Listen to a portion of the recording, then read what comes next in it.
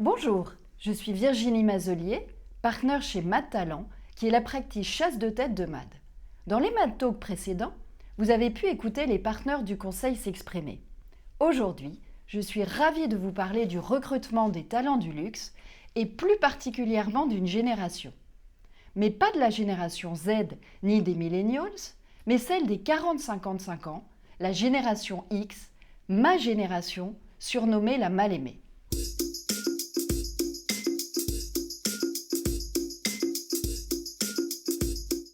L'industrie du luxe a toujours considéré l'expérience comme un gage de qualité. Les maisons se targuent d'avoir 50, 100, voire 200 ans.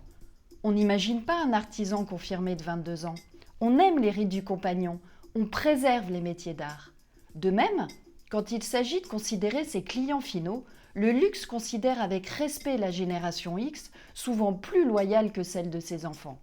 Elle a le pouvoir d'achat que ses successeurs n'ont pas encore, un réel appétit pour le luxe et, quoi qu'on en dise, une practice omnicanale des médias et des achats.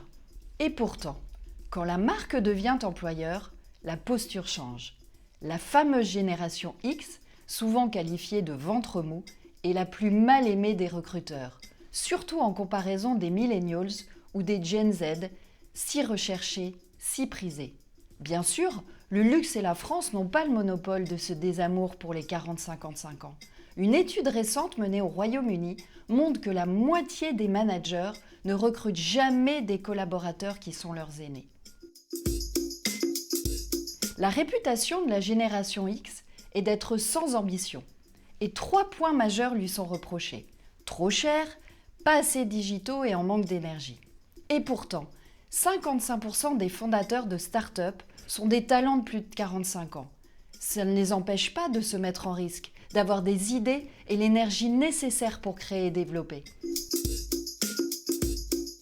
Eh bien, il est grand temps de rompre avec ces préjugés.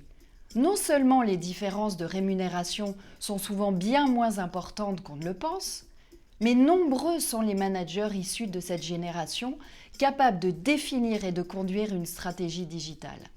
En plus, ils ont une expérience indéniable et sont souvent plus aptes que les plus jeunes à manager et à transformer des organisations.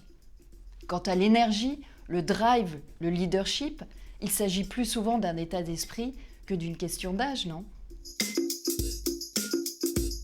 Probablement pas quand l'entreprise est en rythme de croisière, en pilotage automatique par grand beau temps. Dans ce contexte-là, il n'est pas vital d'aller vite. Il est moins grave, voire utile, de commettre des erreurs. En revanche, lorsque l'entreprise fait face à une situation exceptionnelle, l'expérience est vraiment indispensable. Retournement, transformation, repositionnement stratégique, pic de croissance. Dans ces périodes de changement, travailler avec quelqu'un qui l'a déjà fait, quelqu'un qui est capable d'anticiper les risques, d'embarquer une organisation, de fédérer une équipe, de tenir le cap est crucial. Bien sûr, l'utilité et la pertinence de ce savoir-faire technique et surtout humain ne se limitent pas aux situations de crise. C'est pour cela que chez MAD, nous militons activement pour une seniorité qui a du sens.